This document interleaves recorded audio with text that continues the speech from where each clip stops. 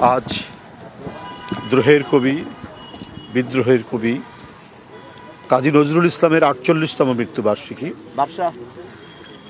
এই দিবসটি অত্যন্ত তাৎপর্যপূর্ণ বাংলা ভাষাভাষী মানুষের কাছে। পৃথিবীর যেখানে বাংলা ভাষাভাষী মানুষ রয়েছেন তারা এই দিনটিকে গভীর শ্রদ্ধার সাথে স্মরণ করেন। আমরা যার সাহিত্যকর্মের মধ্যে দিয়ে পেয়েছি কিভাবে অন্যায়ের বিরুদ্ধে, বঞ্চনার বিরুদ্ধে মুক্তি লাভ করা যায়, সেই মুক্তির পথ যিনি দেখিয়েছেন তার কবিতা, গানে, সাহিত্যকর্মে তিনি তো এক অনন্য বাংলা ভাষার অন্যতম প্রধান কবি।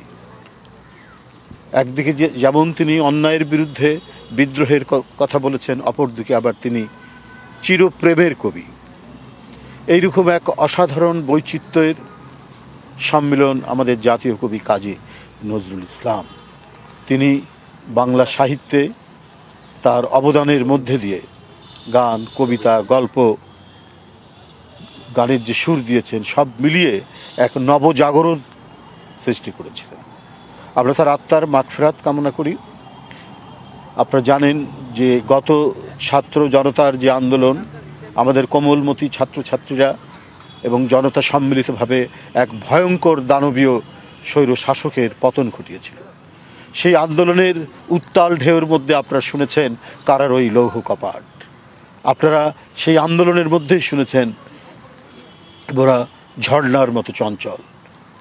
আপনারা সেই আন্দোলনের প্রতিটি ক্ষেত্রে এক অভূতপূর্ব আত্মদান যারা করেছেন, সেই ছাত্রছাত্রীরা তারা উদ্বুদ্ধ হয়েছিলেন গণতন্ত্র মুক্তি, দেশের মুক্তির জন্য নজরুলের গান শুনে, নজরুলের গান গেয়ে।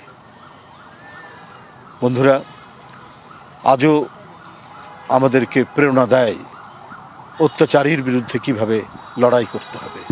আমরা তাই যখন কারাগারে যাই নজরুলের গান গাই, আমরা যখন মিছিল করি তখন নজরুলের গান গাই, আমরা যখন স্লোগান দেই নজরুল আমাদেরকে প্রেরণা দেন, আমাদেরকে যখন বন্দি করা হয় তখন নজরুলের গান, কবিতা সকলই আমাদের বুকের মধ্যে অনুরণিত হয়।